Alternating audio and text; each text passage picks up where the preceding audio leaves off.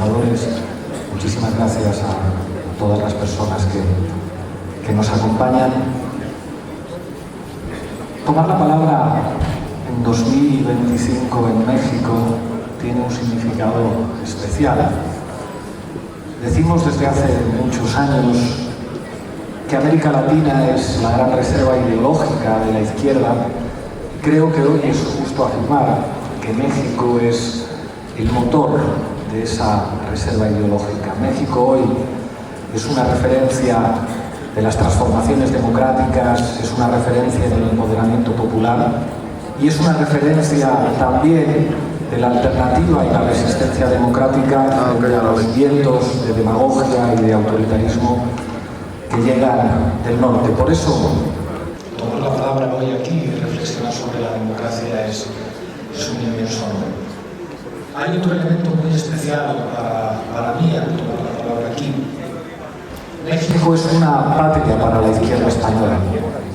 Gracias a Lázaro Cárdenas, este país se convirtió en refugio de millares de españoles y españolas que defendieron la democracia, que defendieron la justicia social, que defendieron un mundo mejor. Muchos de ellos y ellas se hicieron mexicanas y mexicanos aportando lo mejor de su ética, de su voluntad y de su capacidad en este país.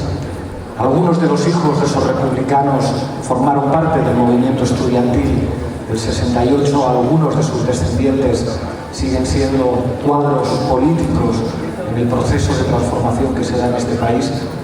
Por eso, cuando un español de izquierdas toma la palabra en México, tiene que dar las gracias a lo que para nosotros es una patria. Gracias, compañeros y compañeras.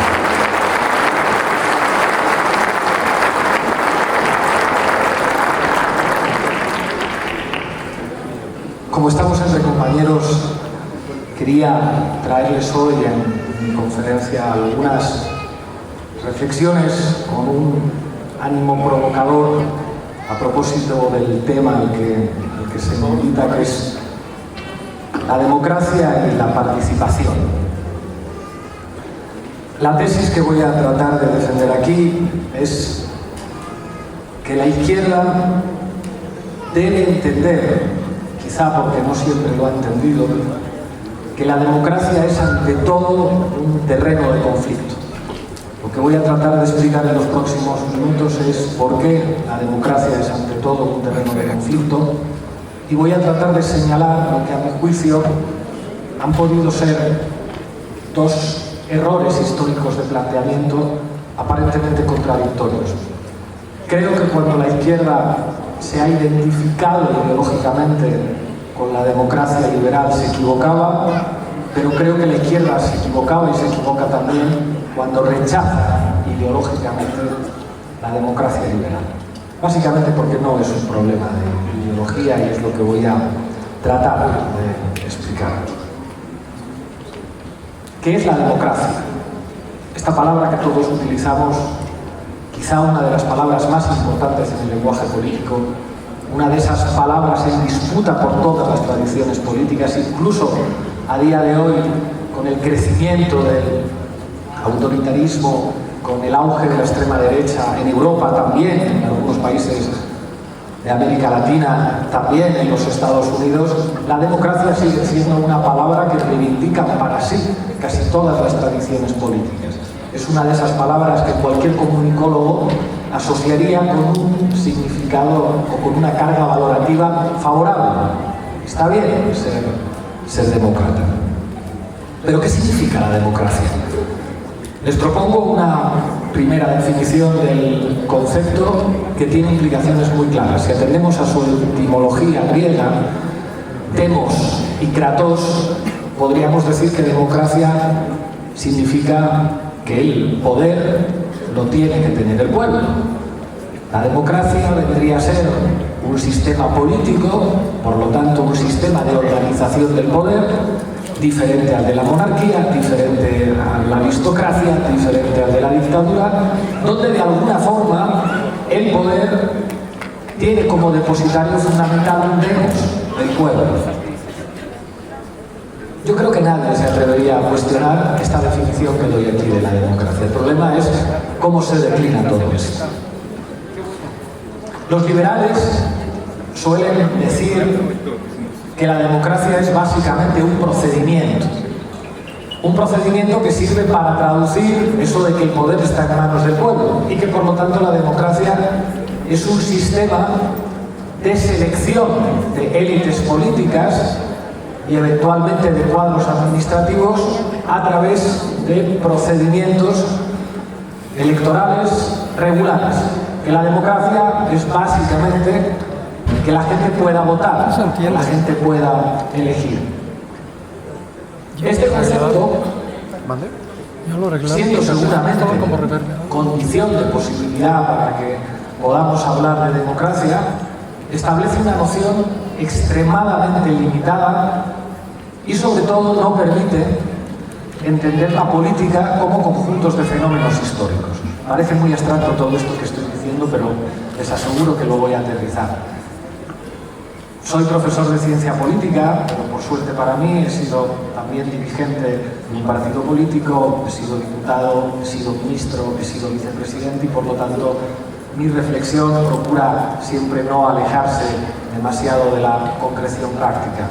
En tanto que director de un medio de comunicación le doy mucha importancia a hacerme entender y verán que me voy a hacer entender y que me van a entender perfectamente cuando aterricemos eso de que una noción procedimental de la democracia nos sirve para entender lo que es la democracia como fenómeno político y por lo tanto como fenómeno histórico. La clave para entender que la democracia es otra cosa, y con esto empiezo a construir la tesis que les anunciaba al principio, es decir que la democracia no es una ideología. Es mentira quien diga que la base de los sistemas democráticos es una suerte de mínimo común denominador ideológico entre todas las tradiciones políticas. Los politólogos que dicen esto, la democracia es la ideología que comparten los demócratas de derechas y los demócratas de izquierdas. Suena muy razonable, pero es mentira. La democracia es un proceso histórico que expresa transformaciones en las correlaciones de fuerzas. Les pongo un ejemplo que todos los que tengan experiencia sindical, experiencia en el mundo del trabajo, experiencia en el movimiento obrero, van a entender perfectamente. ¿Qué es el derecho del trabajo? El derecho del trabajo es la ideología que comparten los patrones y los obreros. El derecho del trabajo es una suerte de planteamientos que comparten los juristas, los especialistas en derecho del trabajo que escriben las legislaciones laborales. O el derecho del trabajo es la expresión jurídica de una correlación de fuerzas que es el resultado del conflicto que enfrenta los intereses de la clase trabajadora con los intereses de la clase propietaria. Y el resultado de ese conflicto es la cristalización en normas jurídicas de esa pelea que se da defendiendo intereses diferentes y defendiendo ideas, ideologías, valores diferentes. Esto nadie, con un mínimo de experiencia y con un mínimo de conocimiento de lo que representa el derecho del trabajo, lo cuestionaría. ¿Qué es una huelga? Los sistemas democráticos reconocen el derecho de los trabajadores a hacer huelga. La huelga es una manera de organizar institucionalmente, de organizar legalmente el conflicto. Una huelga es un conflicto. La democracia es el resultado del conflicto. Que las mujeres puedan votar no es el resultado de una ideología que las derechas comparten con las izquierdas. Que las mujeres puedan votar es el resultado de las luchas sociales y políticas del movimiento de las mujeres.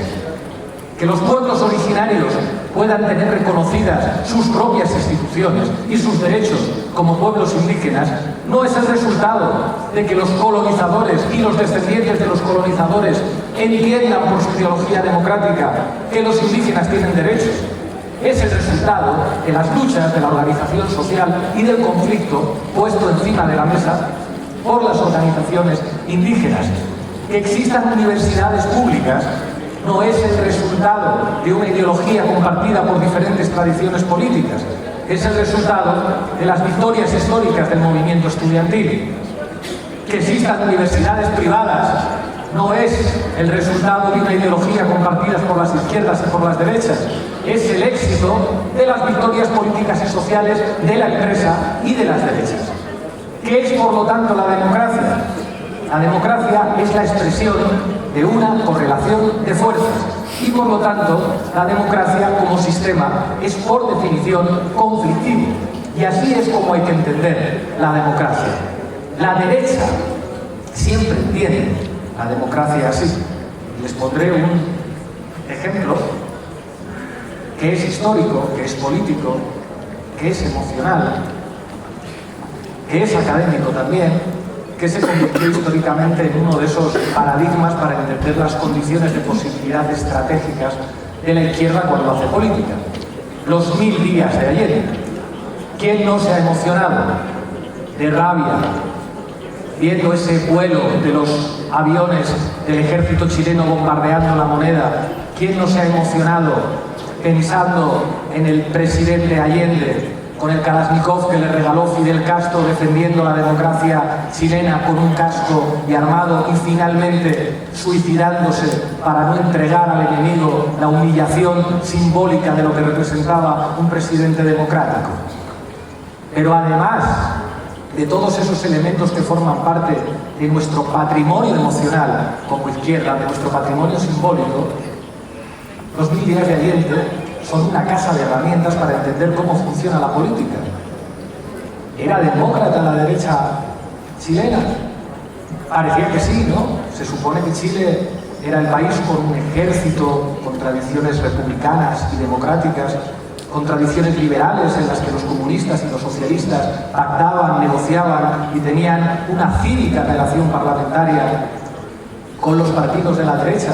Parecía que la democracia cristiana era una tradición política que se vinculaba al nuevo catolicismo social de la Iglesia y que incluso asumía formas de autogestión como maneras de organizar en el futuro el empoderamiento de los trabajadores. ¿Y qué es lo que termina ocurriendo en Chile?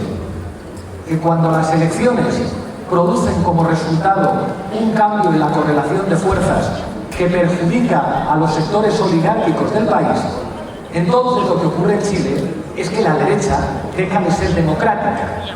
Porque si como resultado de la democracia la derecha pierde el poder, la derecha tiene perfecta conciencia de lo que significa la política y el poder, dice, uy, si ustedes me ganan las elecciones, entonces yo ya no soy tan democrático y trataré de construir las condiciones de legitimidad para que se dé un golpe de Estado. Y utilizaré los medios de comunicación como el Mercurio, financiado por la CIA, financiado por actores extranjeros, para crear las condiciones de posibilidad de un enorme apoyo social a una solución autoritaria. El método Yakarta, los golpes de Estado en América Latina, son el resultado de una conciencia por parte de la derecha de lo que significa la política. Estados Unidos es un país que promueve la democracia fuera de sus fronteras. Si ganan sus candidatos, sí. Si el resultado electoral produce situaciones que no convienen a los intereses de los Estados Unidos, pues ¿para qué está el ejército de los Estados Unidos? ¿Para qué está el dinero de la CIA? ¿Para qué está la política exterior?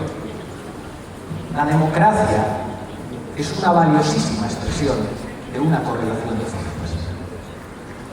Antes, cuando estábamos hablando del 68, de la lucha de Luis del Arco y de sus compañeros, no podía evitar recordar la cantidad de lecciones que da este país sobre lo que significa el poder como correlación de fuerzas. El mismo gobierno de Díaz Ordaz, que llegó a sentarse con los estudiantes del Consejo Nacional de Huelga para intentar llegar a un acuerdo y negociar, es el mismo que estaba utilizando a Fernando Gutiérrez Barrios para organizar un asesinato masivo. ¿Eso qué quiere decir? Eso quiere decir que en política siempre hay diferentes opciones y que no responden tanto a que haya ideologías diferentes, sino a que hay correlaciones diferentes. Cuando un gobierno impulsa una negociación, es un gobierno democrático, y cuando ese gobierno lo que impulsa es una acción de terrorismo de Estado, es un gobierno que ideológicamente no está comprometido con la democracia. O de lo que estamos hablando es de las opciones reales, verificables históricamente de la política. Del mismo partido que en este país ha funcionado históricamente como un sistema político, pueden surgir soluciones autoritarias o pueden surgir también opciones democráticas que acompañan los revolucionarios, como lo que significó la candidatura de Cuauhtémoc Cárdenas en 1988. Porque incluso la estructura política de un partido, de régimen, de sistema en este país, es también un terreno de combate político dentro, porque la democracia es conflicto por definición. El Estado es conflicto por definición. ¿O acaso no es un conflicto político tratar de cambiar las correlaciones de fuerzas en poderes fundamentales del Estado, como la judicatura, como el ejército, como los medios de comunicación? La democracia se queda en lo procedimental, la lucha por defender ideas e intereses diferentes se queda en lo procedimental, en el voto, o implica una lucha militante, permanente, continua, de transformación en todos los espacios de poder. Acuérdense de la definición inicial de la que hablábamos al hablar de democracia. La democracia quiere decir que el poder lo tiene la gente, que el poder lo tiene el demos. Pero entonces, si reconocemos que hay poder en la judicatura, hay poder en la policía, hay poder en el ejército, hay poder en la organización de las empresas, hay poder en los aparatos ideológicos que se llaman medios de comunicación, entonces tendremos que decir que la lucha democrática no puede parar en el procedimiento electoral, que la lucha por la democracia se tiene que dar en todos los ámbitos sociales, en todos los ámbitos sociales en los que haya poder. Hay lucha en el trabajo, hay lucha en el barrio, hay lucha contra el patriarcado por parte de los movimientos de mujeres, hay lucha en el ámbito familiar, hay política en todos los ámbitos. Y la democracia es una correlación que permite ciertas libertades y ciertas dinámicas de racionalización institucional para el conflicto. Esa es la definición de democracia que, a mi juicio, tendría que asumir la izquierda. Entender que la democracia es una racionalización institucional del conflicto que permite a los de abajo organizarse. Por eso, del mismo modo que me parece ingenuo que la izquierda se identifique ideológicamente con la democracia como si eso fuera un mínimo común ideológico, me parece una enorme torpeza cuando algunos sectores de la izquierda han despreciado la democracia entendiendo que eso es una suerte de constructos estructurales burgueses. La democracia es una cristalización institucional de la correlación de fuerzas. Y la democracia es el resultado de las luchas sociales de los de abajo. Es más, la democracia en términos históricos es un proceso histórico de expropiación del poder por parte de las mayorías sociales respecto a las minorías oligárquicas. La democracia es un movimiento histórico que convierte los privilegios en derechos. Por eso la democracia tiene que estar en la educación. Si la educación es un privilegio de los ricos, no hay democracia. La lucha democrática por la educación es convertir esos privilegios en derechos de todos. Si tener una sanidad decente y de calidad es un privilegio de una minoría oligárquica, entonces no hay democracia. La democracia es la lucha por convertir esos privilegios en derechos de todos. Y voy aterrizando, con esto voy terminando, una de las claves que ha enseñado este país en los últimos años. ¿Cuál es el gran problema con el que se han encontrado históricamente todos los presidentes y presidentas, todos los gobiernos de izquierdas, cuando a través de mecanismos democráticos han accedido al poder? Se han encontrado con muchos problemas. Estados Unidos es sin ningún problema, eso lo saben ustedes mejor. Pero en general, cuando un partido, cuando un candidato, cuando una candidata de izquierdas gana las elecciones, se encuentra enfrente, en primer lugar, al bloque mediático de poder dominante, a las grandes televisiones, a los grandes periódicos. El ejemplo chileno de los 1000 días de Allende es muy evidente con Edwards, por lo que significa el mundo. Todos pensábamos cuando Andrés Manuel López Obrador gana las elecciones en 2018, que él no solamente iba a tener oposición política por parte del PAN, por parte del PRI, por parte de la estructura de partidos opositores, sino que la oposición política al presidente va a ser Televisa y TV Azteca, como ocurre en cualquier país, que los medios de comunicación están en general en contra de los gobiernos de izquierdas. Y apareció un dispositivo del que todavía quedan muchas tesis doctorales por escribir, que se llamaba mañaneras. ¿Cómo podría definir un politólogo las mañaneras? A mi juicio habría que definirlas como la voluntad democrática de cambiar la correlación mediática de fuerzas. Las mañaneras de Andrés Manuel, las mañaneras de la doctora, es una manera de rearticular la correlación mediática de fuerzas. Y creo que es uno de los factores determinantes para entender el éxito de las transformaciones democráticas en México. Un espacio de interlocución directa del poder democrático con la gente. El poder mediático es tan importante que, a pesar de que no es un ámbito de negocio que produzca tantas utilidades como otros ámbitos de negocio, es algo que preocupa a los millonarios en todos los países. Todos los millonarios quieren comprarse medios de comunicación. Hay un tal Elon Musk que lo último que hizo es comprarse Twitter, que era básicamente un medio de comunicación. Y no se compran eso porque eso dé muchos beneficios económicos, sino porque eso da un poder muy importante, que es el poder de mediar, el poder de condicionar, de determinar las voluntades, la conciencia, el comportamiento ideológico, político y electoral de cientos de millones de personas. Por eso la izquierda tiene que entender que la lucha democrática hay que llevarla a los medios de comunicación también. Es algo que la derecha ha entendido perfectamente. No es una broma que Donald Trump esté llevando a su nuevo gabinete básicamente a periodistas de la Fox.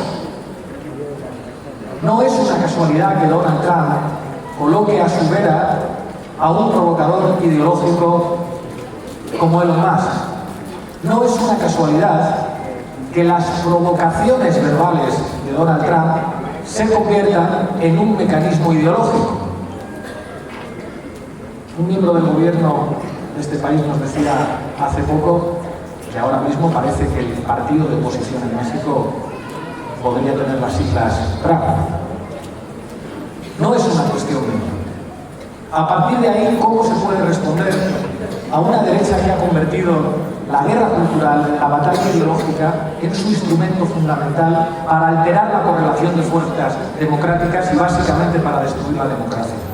Asumiendo el terreno ideológico, el terreno de los medios, como terreno crucial de intervención política.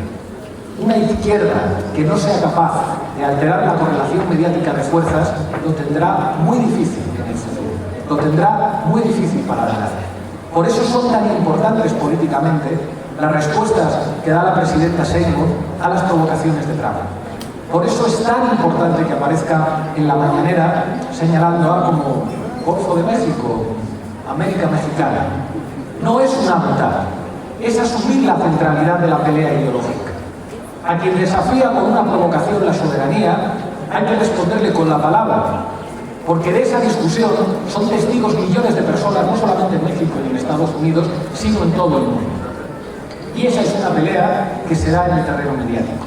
Por eso, igual que es fundamental que si los poderes vinculados a la alta magistratura son un actor político conservador, como ocurre en muchos países, hay que llevar a cabo reformas de la justicia que permitan y que asuman que el Poder Judicial también es un terreno de combate político y que no puede ser un patrimonio de los sectores conservadores y de los sectores de derechas, que ahí también tiene que llegar la democracia. Es fundamental asumir que la democracia tiene que llegar también al sistema mediático, a través de fórmulas que faciliten la propiedad colectiva, social o pública en medios de comunicación. a través de políticas que favorezcan a medios de comunicación que no dependan de las grandes corporaciones y que se puedan organizar con independencia respecto a los grandes poderes empresariales. Un periodista cuyo patrón es un multimillonario nunca será un periodista libre. Nadie puede escribir contra los intereses de quien le paga el salario. La lucha democrática de la izquierda tiene que asumir que la democracia tiene que llegar a todos los terrenos a partir de dinámicas que van a ser ineludiblemente conflictivas y que uno de los espacios cruciales para llevar la democracia es el de los medios de comunicación. Eso es lo que tratamos de explicar en Canal Red, eso es lo que tratamos de construir con compañeros y compañeras mexicanas, mexicanos y latinoamericanos en esta región, en un contexto en el que la resistencia ideológica a lo que está representando ya la llegada de Trump, a nuestro juicio, va a determinar buena parte de las claves de la lucha política. Muchísimas gracias por invitarme.